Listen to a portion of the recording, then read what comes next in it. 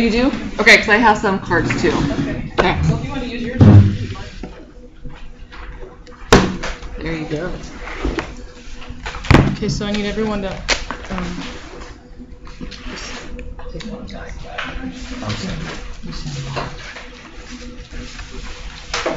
My husband's going to come tonight, but he couldn't get out of work, so. You just need one.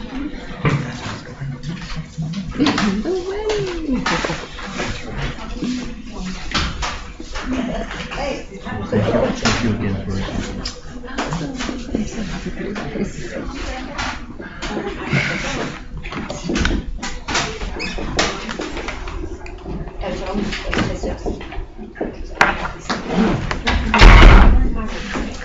Okay.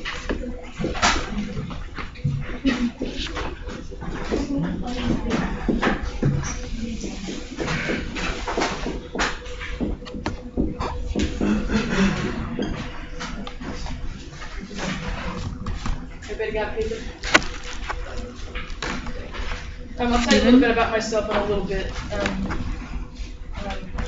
But I'm trying to go by Pastor Elaine because I recently got married, and I'm in the middle of name changes, and so I'm trying to just go by Pastor Elaine. So I am a pastor, but I am going to try to leave my religious beliefs out of our conversation today. And I really want you to be able to hear me for what I am saying for who you are as a person. That's the important part of what we're going to be doing today. So on your little piece of paper, okay, before you do that, I want you to tell me some things. What are some things that if you could change anything about yourself, what would you change? Just pull them up. Put that on the card? No, I'm just going to write them down. Age. Already? Oh. Up or down? What else? If you could change anything, Or anything at senior. all about yourself, what would you change? Confidence level.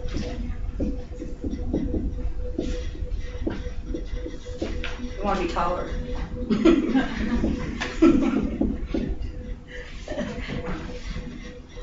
Want to sweat less.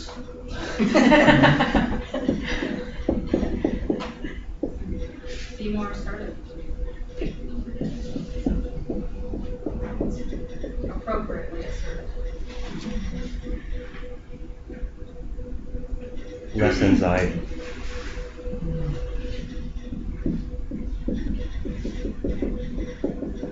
More punctual. More Punctual. punctual.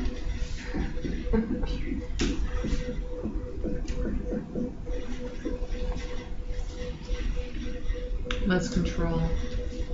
Less control. She wants to be out of control. More confident. Other. Right. It's all right. It's all right. More hair.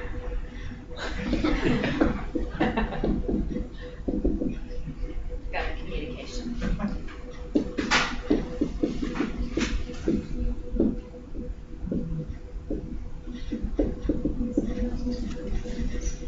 More outspoken.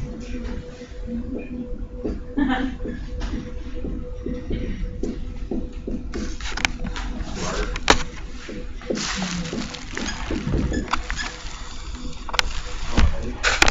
I'm sorry? More faith. Faith? More faith.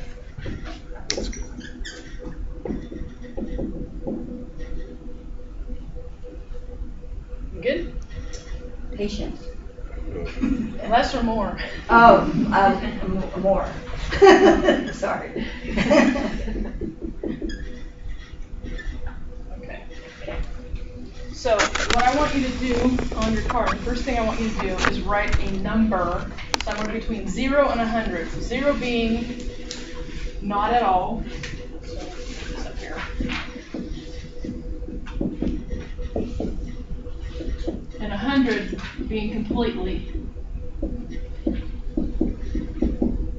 And I want you to write a number that represents how much you like yourself. How much you like yourself. Okay, 0 to 100.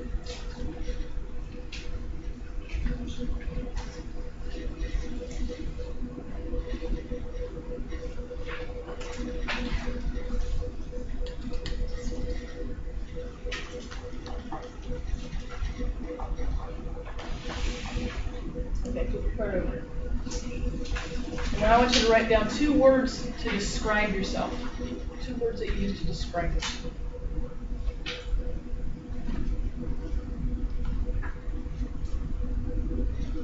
Try to use the first ones that come to mind. They're usually more accurate.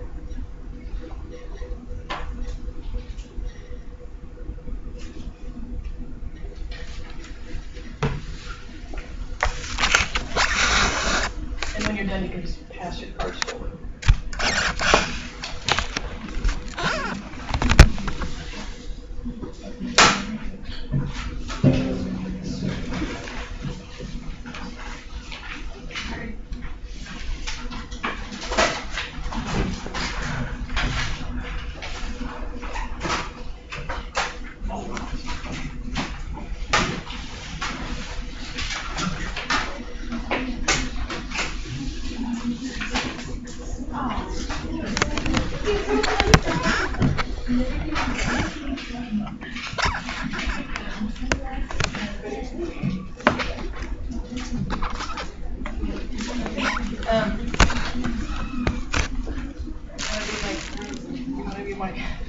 My helper. First I'm going to read out the numbers. Let me read out the numbers first. 43, 90, 90, 75, 50, 85, 92, 30, 70, 70, 72, 25, 90, 60, 80, 50, 80, 90, 85, 80, and 70. There's a lot in the 80s, but up on the higher end of things. Okay, so, and then I'm going to read these off, and so what I want you to do is you're going to put them in categories of good or bad, good or bad. So I'm just going to hash mark them.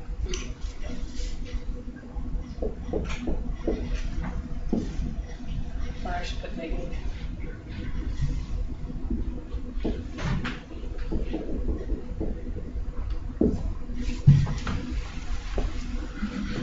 Crazy. So just put 1 here. That is a duplicate. It's not good. Determined. Fun. Caring. Helpful. Honest. Smart. Shy. Honest. Less competent. Passionate. Intellectual. Caring. Clean and organized.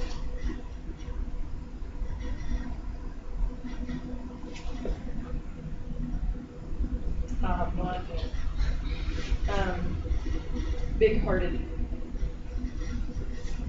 athletic, compassionate, passionate, creative, friendly, loving, undefined, and confused,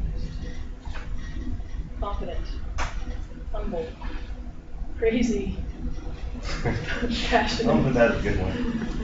What's that last one? Passionate, kind, open-minded, shy, low self-esteem, happy, talkative, honest, handy, mindful, creative, hardworking, very thorough, patient, and timid. So,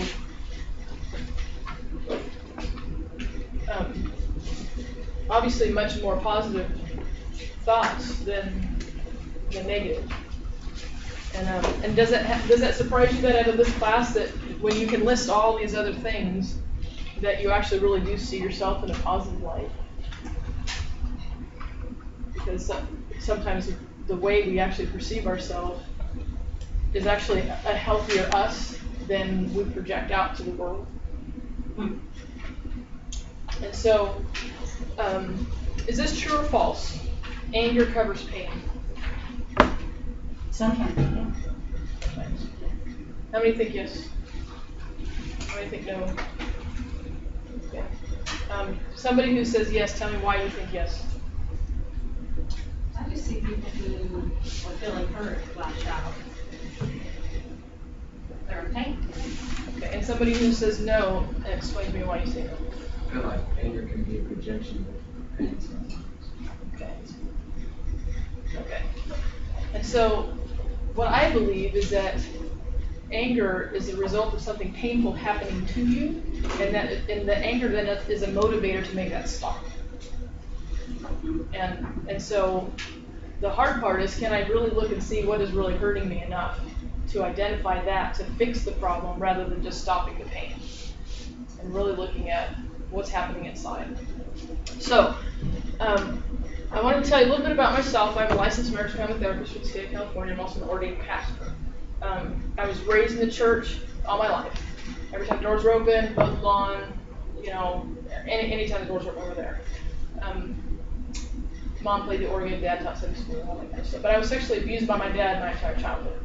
And so church was just something that you did. It had no real meaning. It was just everybody goes to church. You get up on Sunday morning, you put on your clothes, you go to church, you go home. And what happens behind closed doors is anything goes. So I was trained really young to wear the right thing at the right time, do the right thing, say the right thing, be courteous. We had, big parties. My mom liked to entertain, and so we knew what to do and how to do it. And every time you walked outside the front door, you did what you were supposed to do. And so in that process, I lost myself. I had no concept of really who I was. I was made and trained to perform for whatever situation or scenario I was in order to keep myself out of trouble, keep everybody happy. And so in the years that followed, I got into drugs, promiscuity, all that kind of stuff, and ended up hospitalized for depression 5 times in 1 year. And out of that, I realized that something had to change. I mean, I had to get some sort of help. And through that, I was able to really see that what happened to me kept me from really understanding who I could become. And so then I had to spend the years that followed really looking at who am I? I remember asking myself, if I could wear whatever I wanted, what would I wear? Because I would always think, well, if I'm in this scenario, I should wear this. If I'm in this scenario, I should wear this. I was just always just paying attention to everything, and really had no ability to tell somebody who I was, what I liked, what I disliked. And actually, in my counseling, I have a 4-page fill-out sheet, sentence completion task is what it's called, and it says favorite color, 3 wishes, best friend. And if I give it to an adult who has self-esteem issues, it might take them 2 to 3 weeks to fill it out. They'll take it home, bring it back, take it home, bring it back, because they're having a hard time answering the questions, because it's hard for them to commit to something that is true about them. But if I got a kindergartner in the chair and I said, okay, let's go, they just 5 minutes and done, because they don't have all of this pressure culture on them to say the right thing, do the right thing for whoever's in the room at the time. And so, who can tell me the difference between assertiveness and aggression?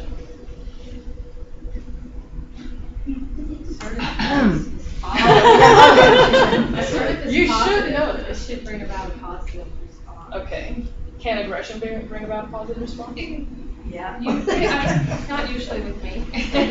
But it possibly can, yes. Assertiveness is mindful of, not infringing upon the rights of others, where aggressiveness is being careless about the rights of others. Okay. That's a good answer. Anybody else? Are they supposed to know this? I think his answer was straight from the definition. Right, and I think that, how does that play out? What does that look like?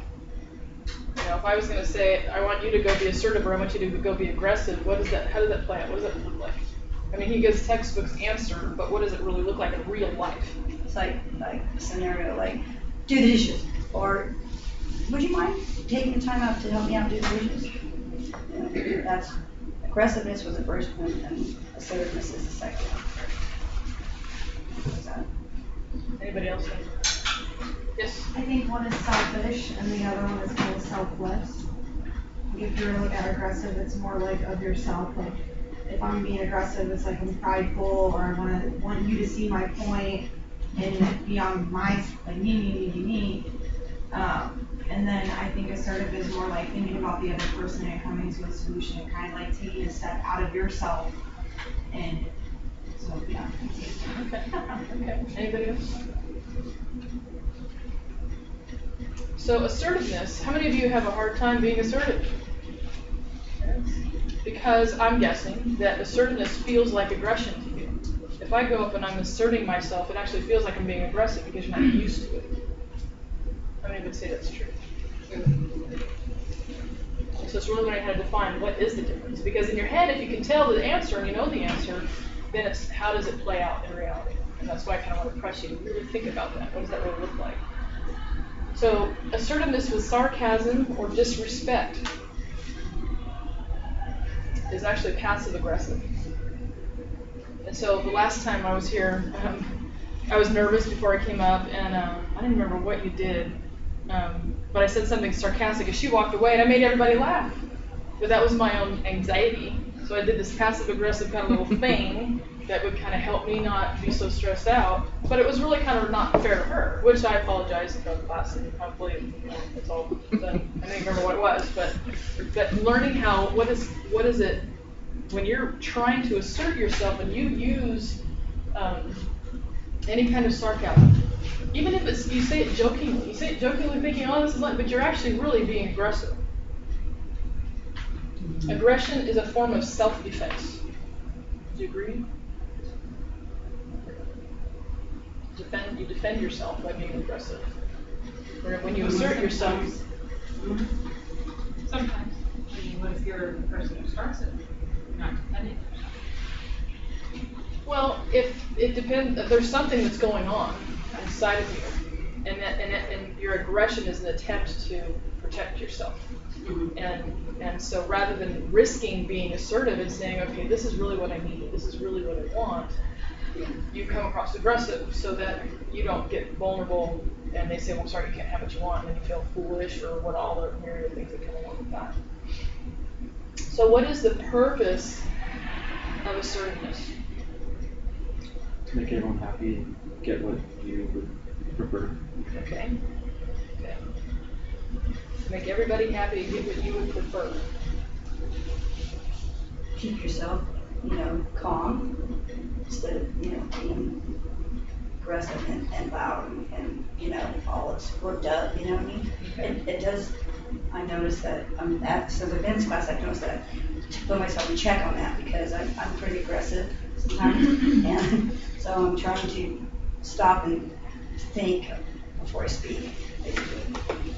So. It's important for everybody. Everybody should stop and think before they speak. What is the purpose of assertiveness? Yes. Hang on, raise your hand, sorry. Go ahead. To kind of express your needs and wants in a really calm and respectful manner. Yes. Is that what you were going to say or something? I was going to say, I think that if you ever want to have a healthy relationship with anybody, it wouldn't work if you were just passive or if you were just aggressive. I don't think you can have a personal relationship with anybody if you just communicate that way. So what do you think about this statement? The purpose of assertiveness is to speak the truth about yourself.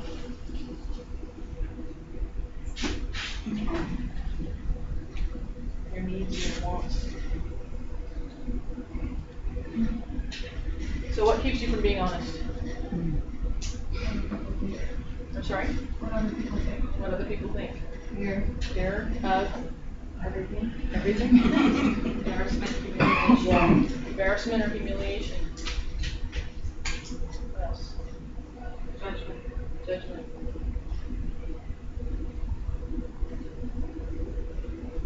Most of my answers. Insecurity, fear, judgment, and pain. So most of those things aren't even active. They're not active. I mean, pain might be, but insecurity is not an active thing that you're protecting yourself from. It's a mindset, as well as the fear of judgment. Those are all mindsets. So you're protecting yourself from things that really don't exist in real time. So being honest. Do you tell yourself the truth? Sometimes. The rest of you actually tell yourself the truth.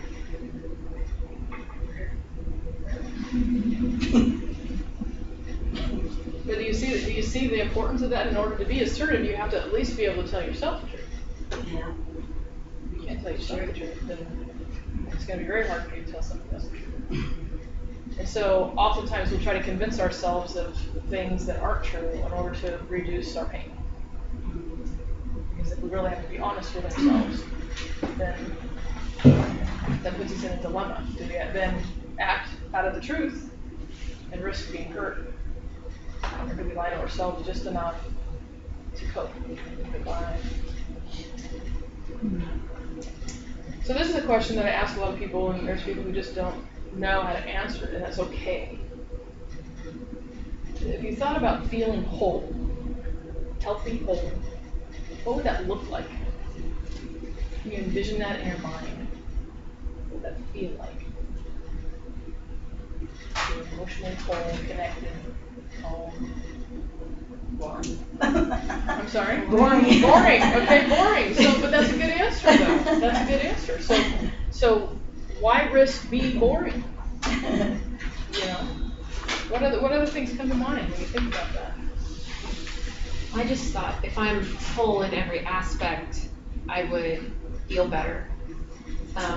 Emotionally, physically, I imagine myself having energy, so I'd be energetic. Have enough energy to balance school, family, house, everything, homework, studying, everything. I view it as like a balanced, energetic, fulfilling type. Balance is a good word. I use that a lot. Content. Content. Happy. Happy. For the rest of you, what does that look like or feel like? Confident.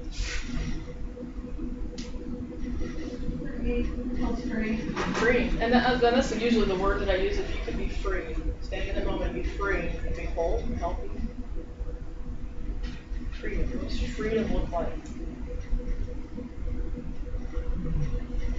Can you envision being free? What would you look like in that moment in time when you actually became free? Doing something you like. Something you like. Yeah. That's exactly what you mean.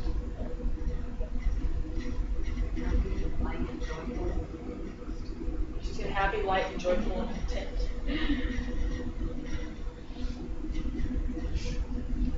Less worried about the confidence, and less worried about social pressures and what others think you. Which would make you more comfortable. Natural life. How many of you have a hard time just even thinking what that would look like? And really envisioning yourself in that moment in time.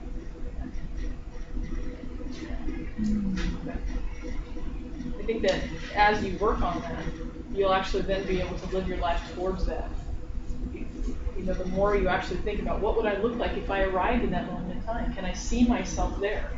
You can see yourself there, then you can actually work towards it. You'll be able to say, is this really getting me to that space and time where I can feel that way and be in that moment and be free and happy? Or are the decisions that I'm making keeping me where I'm at, or are they taking me backwards? Without a vision, there's no hope. And so if you have a hard time with that vision, really work on that. And one of the things that you said is really important about having fun, because I really believe that in that moment in time when you're doing something that you just really like to do that's brainless, it's just fun, it's something to do that's fun, and you're not worried about anything else in the moment in time, I think that's really where you're intended to be. That's the you in that moment in time having a good time being yourself. You're not having to prove yourself. You're not having to carry the burden of anybody else in that moment in time, but just enjoy life. I think that that's really what freedom looks like. You're relaxed, you can laugh, you're enjoying something, and it doesn't matter how complex or simple it is. It's just a matter of being able to be present. And I guess you talked about that. So who are you? If we go back to the statement of speaking the truth about yourself, that the purpose of assertiveness is to speak the truth about yourself. Who are you? Do you know who you are? How many of you would say, oh yeah, I know who I am? Okay. got 1%. 1%. Okay, so I want you to go back to this list and then tell me, what is it about that, what drives those thoughts? What is it behind those thoughts that make you say, I want to change this? What makes you want to change those things? I'll tell you what, because I pretty much, I've had, struggled with my weight my whole life, pretty much, and I've got teased a lot, and growing up through school and stuff. And so that's a big issue in my head. I have a really hard time, even as an adult, still, because I'm still overweight a little bit, but that's my own insecurity, but I still struggle with it, and it's tough. Okay, so she was teased a lot. Yeah. What else? What are the other things that actually drive the desire to change those things? I think it all kind of comes back to that one about being told, you know what I mean? Like, I know, especially like the outside world, it's like, if this happens, or if I get those things, like, I'll feel better. And it's like that outside perspective and perception. The outside perspective. Yeah. What about the rest of you? What drives your desire to change? There's been things that I've missed out on by not appropriately asserting myself, either being quiet or gone to aggression instead, and the situation didn't turn out favorably. Okay, so she missed So I out know on that there's a different way to do things, there's the other people get it without the negative. Right. Yeah. Fear of missing out. What else? Yes. I feel like a pursuit of happiness. Okay, the pursuit of happiness. Okay. And who dictates happiness for you? It just depends on the moment, Yeah. It's like, there's times where like, you can be like a perfect peace with yourself, and then there's other times where it's like the world dictates that you're happy. And like you allow other people to have control over your emotions. At least. How many can relate to that?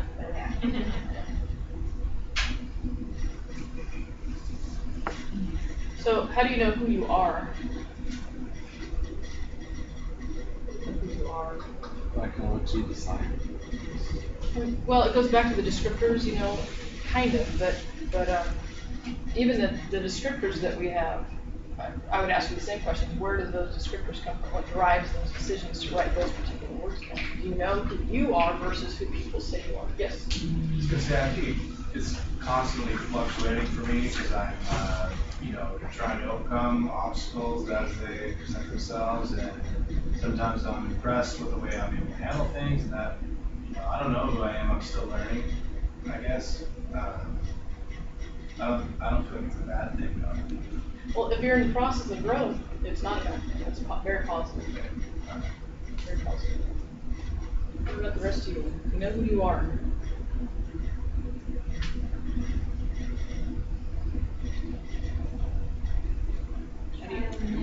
Trial and error.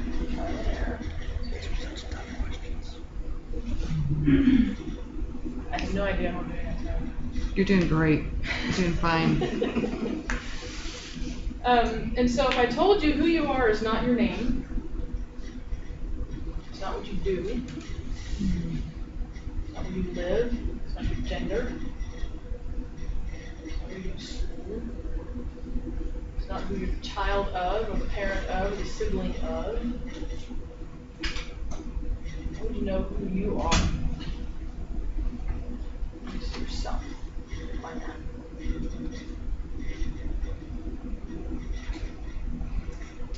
Who you are when you're alone, when you're not expected to be anyone. And so if you're in bed at night, right before you go to bed, and everything's quiet, and you're thinking about yourself, and I ask you that question, how much do you like yourself? Would your answer have changed much? Most of the time, you're just sitting there thinking about who you really are. And so my hope is that by the end of this, you'll actually know that who you are on the inside is your spirit part of you is the part of you that's like nobody else, that's unique And that's the valuable part. And that's the part when you go to be assertive that you're expressing. And so to be able to know who you are from the inside is really important. To be able to take the time and be able to say, can I get to know who I am without the pressures of external things? And be able to say, this is my favorite color. Most people who have assertiveness issues, if I ask them what's their favorite color, guess what their first answer is? I don't know. It depends. It depends. All answers, it depends. Is it what I'm wearing? Is it what I'm looking at? Is it the color of my car, my house, my clothes? I mean, you know, it depends. Right. They're afraid to give the correct answer. So I ask them, is there really a wrong answer to the what's my favorite color question? No, because what is the rationale behind having a favorite color? Yeah, you just like it. Yeah. There's no rationale behind it. Yeah. There's absolutely no rationale behind it at all. So, but somehow we think we should be able to rationalize our answer and give the right answer to what is your favorite color. And so that's why I say a kindergartner would have absolutely no problem ripping it out. You know? And so that is again learning how to listen to yourself and say it's okay to say that this is my favorite color. And know that if nobody else on the planet has that as their favorite color, that doesn't mean there's something wrong with you. It just means that you're unique. And the whole goal of mankind is to have uniqueness, because if we were all the same, it'd be really boring, or we'd be fighting all the time. Yeah, that's right. And so for you to be unique is valuable. And I think that's the one thing that's very hard for people to understand, is that your uniqueness is valuable. Because of your uniqueness, you bring a different flavor into the world, and different levels of compassion, kindness, creativity, all those things. Because you're unique, and to value your uniqueness. And I actually had this conversation with a teenager this last week. How do you go about valuing your uniqueness? Especially as a teenager. You know, everybody's got to fit in. You know, you're not wearing the right clothes and all that kind of stuff. That's what right music. Can you value that? Can you say, I am different, and that's good? Not that that's okay. We can always say, yeah, it's okay, I get it, it's okay. But it's good. Can you actually say, my uniqueness has value, and it's a good thing that I'm unique? And then learn to really embrace what that looks like. What is your uniqueness, and how do you define yourself? So I want to kind of shift, when you talk about who you are and your identity, how you define yourself, how you see yourself. When you're born, your identity is naive and vulnerable and fluid. And so a lot of what you learn is reflected back to you by what your surroundings are.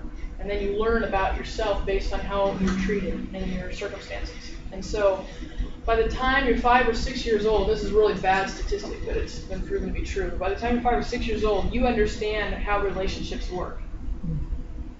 Because when you were an infant, if you cried, did anybody come? If they came, how long did it take them to show up?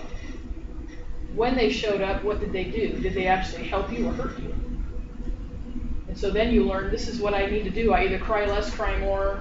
You know, you learn through that really what help you're going to get or not get.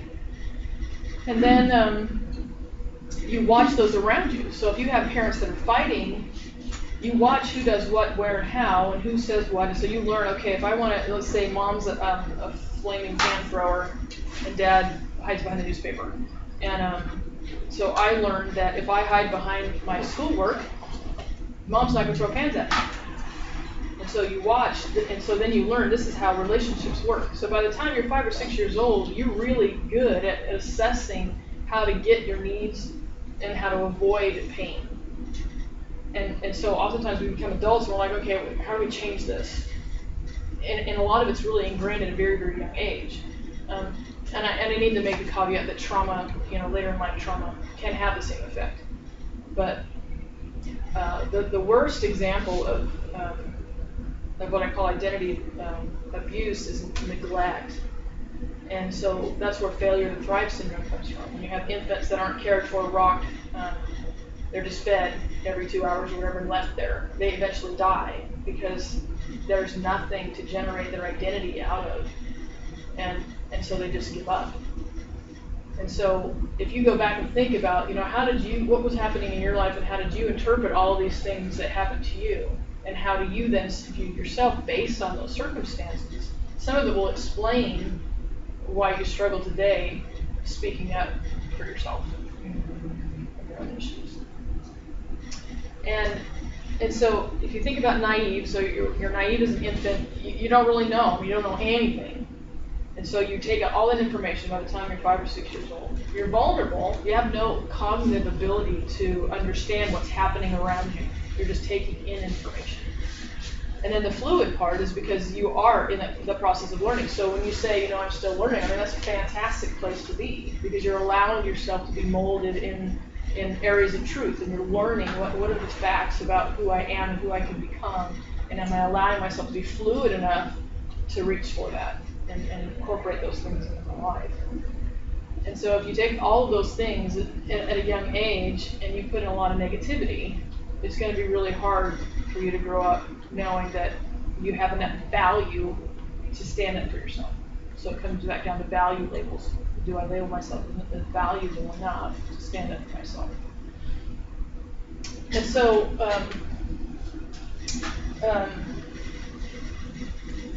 when I think about identity abuse, so I guess I should probably write that down. When your identity has been abused, so there's abuse, assault, and trauma. So when you think about your identity,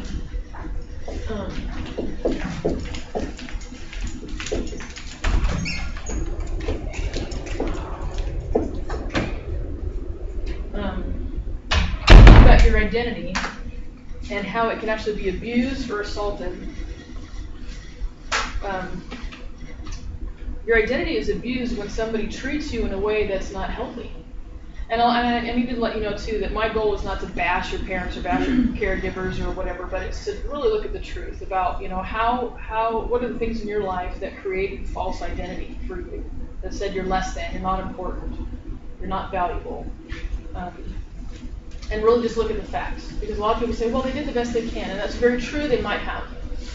But the best that they can wasn't good enough to make a healthy youth. So it's not a matter of vilifying people, it's a matter of looking at the facts for what they are. And so identity abuse can come by even watching parents fighting, and you learn how to walk on eggshells.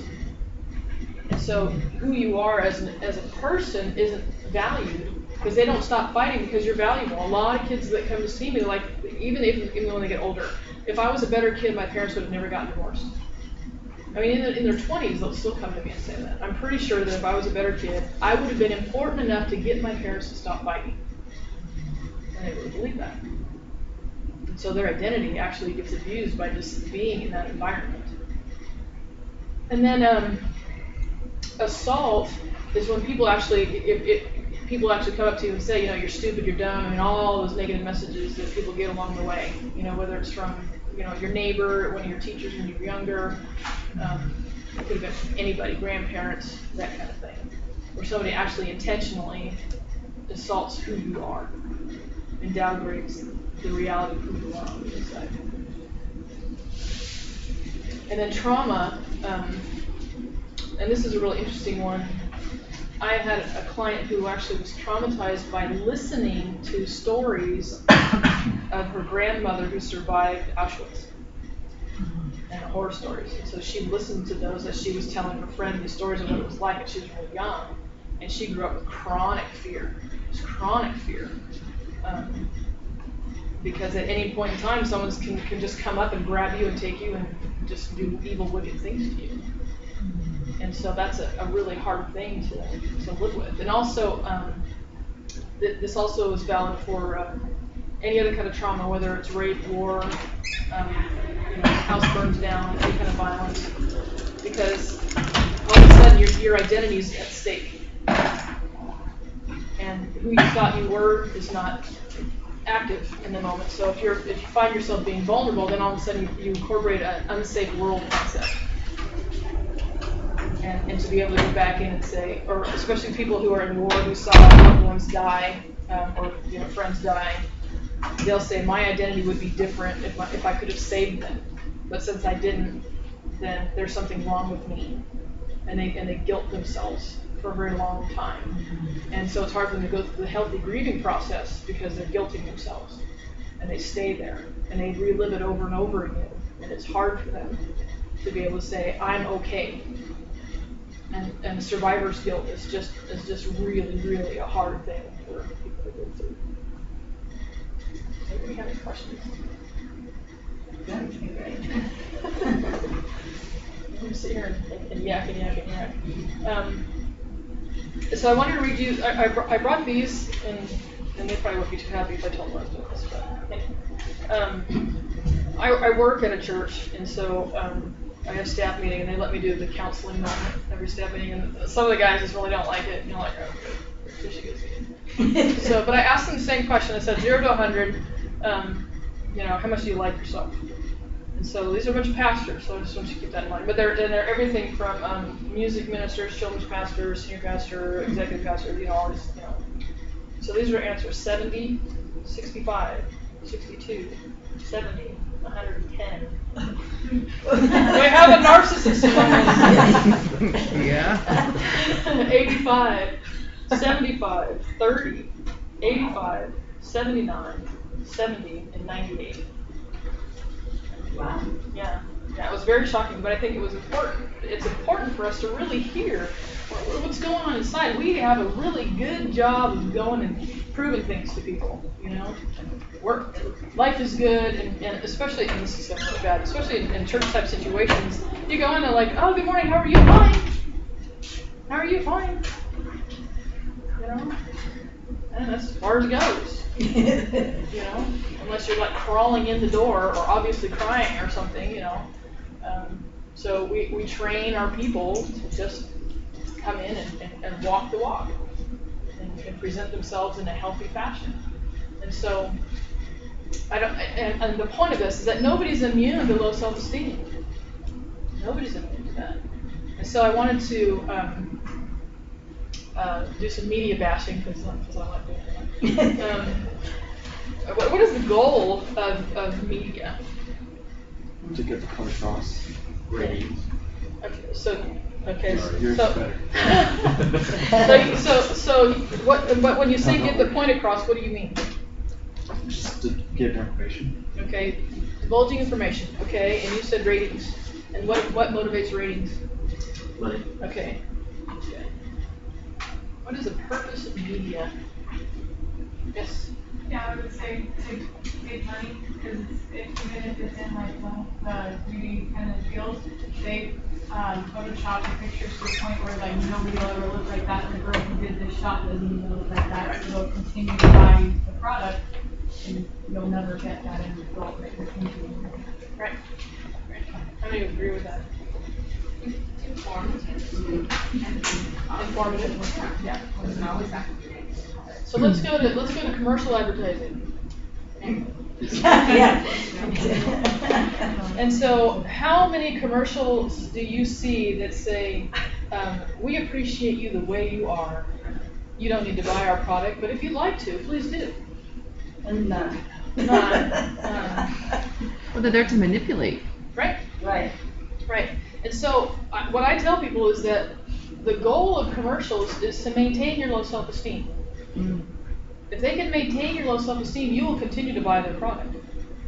And so kind of what you said is that they take the model and make her even more model-like so that you will continually try to attain that look and continue to buy their products. And so they bank on your low self-esteem, literally bank. They make money off of your low self-esteem. And they work it and work it and work it. For any kind of product. They use... I was thinking about this today. They use, I probably shouldn't say this, but they use the 7 deadly sins: greed, lust. You know, they pitch those things because if you feel good about yourself, you're not going to have all these really bad urges and drives to go do stuff. You're going to feel good, and you're going to make intelligent decisions about the things that you need. So fear.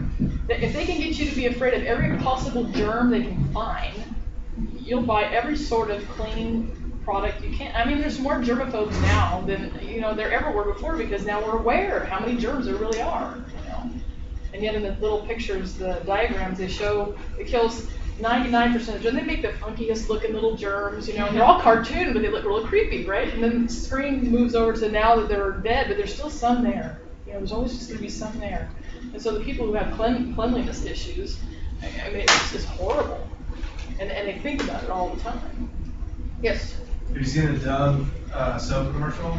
It's an extended thing. It's all over the internet where they bring in women and they have somebody, they have the women describe themselves to an interviewer, and then they have them describe themselves to a forensic sketch artist. Mm-hmm. You know what I'm talking about? Mm-hmm. No, I haven't seen it, but no. Okay. You should check it out. It's interesting. I don't know why I brought it up, but and basically the person who interviewed the woman does their own separate descriptions and sketch artists, and so he comes up with two portraits of the same person, one in their own self-description and one in the description of somebody else who's a perfect stranger, never met them before. Wow. And it's amazing how the way that they describe themselves, it's really sort of an unattractive person. And the way that the interviewer describes them, it's like a beautiful portrait, very, very much closer resemblance to their real face. True.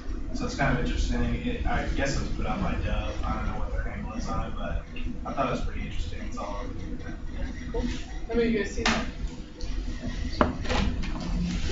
Check that out. Sorry about that. Nah, that's alright. Yeah, commercials. I was thinking, I told people, I said, if you take all the commercials in one day on one channel and spend the rest of your life trying to fulfill everything in every commercial, you would never be able to do it by the end of your life because you'd have to buy 27 cars. And B, you wouldn't be happy if you did because everything would be old school by the time you got there.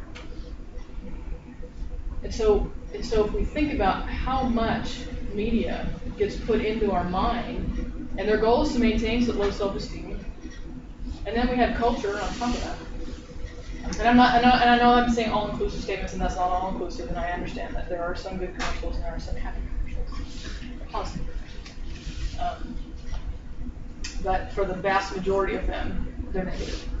And then what kind of cultural pressures do you have to live up to certain standards that aren't necessarily yours? That's really the question. What kind of things do you succumb to because of external pressures that really aren't the way you would do it if you had the freedom to live the way you are? Yes. Like going straight to college right out of high school. I kind of wish I took a few years off and look to see who I am. Yeah, that's very common. Yes. The first thing I thought of was I own a house, and you see all these magazines, and it's the perfect house in every magazine, and it's like you're constantly striving to have this gallery perfect living room and bedroom and kitchen and everything top of the line and always clean all the time, ready to have someone come in and take pictures of it, and it's unrealistic, unattainable and unrealistic. And you wouldn't be able to live there. No, because I wouldn't be able as to soon as touch you got the anything. food out to do it, somebody come in and go, let me take pictures. What else? What other kind of things are you pressured to live up to? You can go around the room and ask everyone. Oh, can I really? Yeah. Okay, well, all right, you started, so you're next. I mean, we all have pressures. Pressure to live up to somebody else's expectations. Yeah, I want a specific example. A specific example. I think kids like going to college. I think I tried to encourage my daughter to go to college right after school, and that came backfire. Do you have a, I'm going to come back to you. I want you to think of something personal that you do. Well, that yes. Mine was exactly the same as his. Really? I wish I took 2 years off instead of going straight. All right. And who was pressuring you? My parents. Okay, what about? Yeah. Go ahead. Good. What about you? Parents and all my friends are different, so it's kind of. Oh, okay. Yeah, so friends and family. What about you? I would say like brand, you gotta wear this certain brand, or these not cool if you got those shoes on. Okay. Okay. Yeah. So I was also pressured to go to school right after high school, and it completely backfired, and I went to do my own thing, poor decisions, made a lot of mistakes, and now I wish I had stayed in school instead. And now I'm questioning everything. But you're here. Yes. It's a good thing. All right.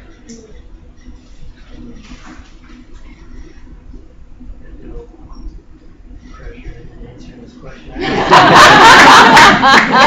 but your grade depends on that, so, you know. Yeah. Think about it. You want me to come back to you? I feel pressure on, I'm an older one too, so getting back into it, I guess. I'm not a good student, I like school, but the pressure. Yeah. Yeah, but I understand that. Okay.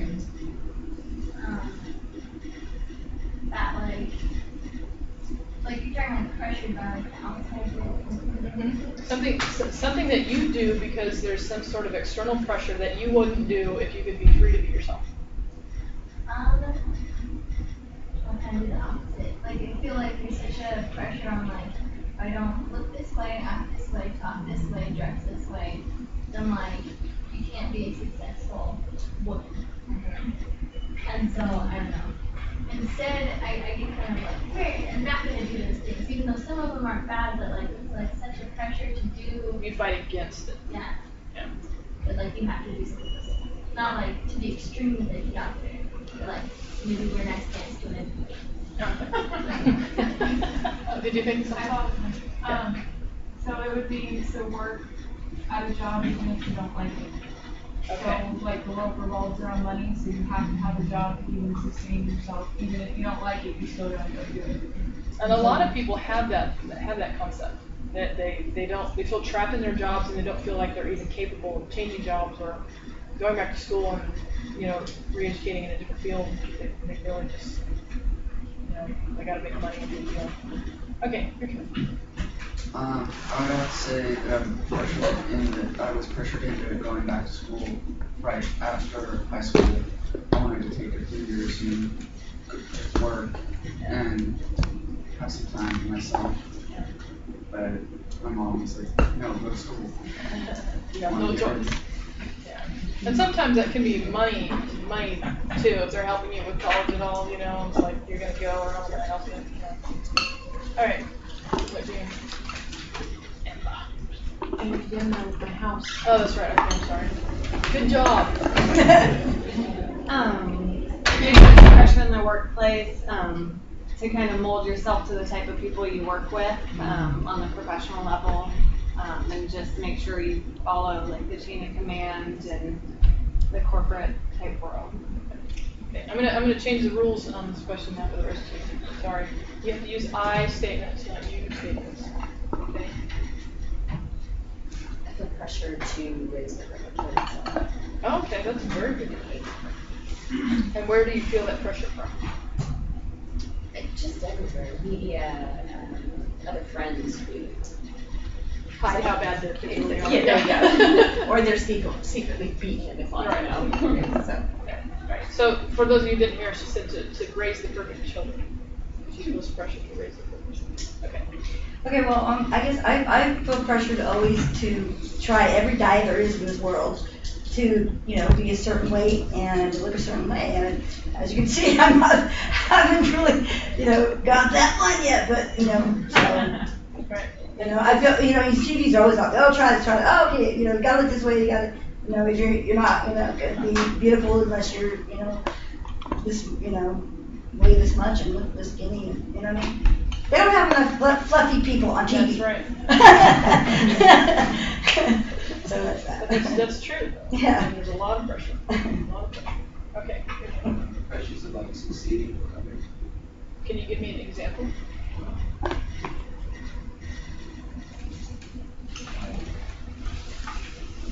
Like attending as well.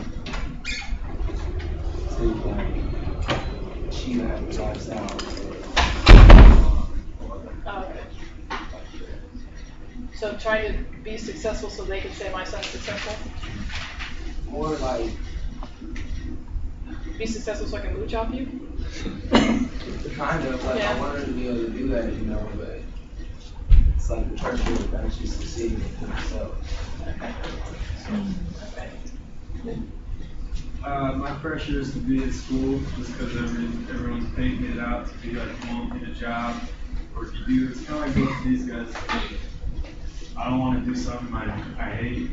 So the only way to be able to get there is through school.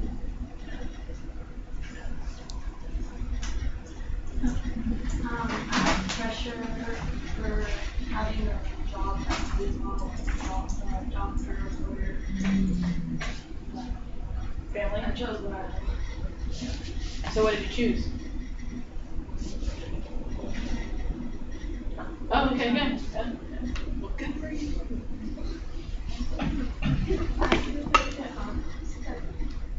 Because I was taking Vietnamese taking this semester. So that was a homework and assignment I took it. So do you feel like you're taking too many classes? But it's necessary. Okay, okay. So academically that's pressure. Yeah. All right. I feel stressful when I need to talk to a stranger. Okay. Yeah. I think a lot of us do. Okay. Pressure, job, do what I want to do, it's pay a lot. I should do something different and contribute more. Okay. Contribute more to Animals. I feel, I never was really pressured to go to school because I've always wanted to, but I get pressured into getting A's. Like I have to get A's, yeah. And where do you get that pressure from? My parents, yeah, but I can't always keep up to their expectations. Right. Well, and I think that's true. I mean, I have kids that I have one kid that got straight A's, never had open book. You know, and I got another one who works like a dog to get B's and C's. You know?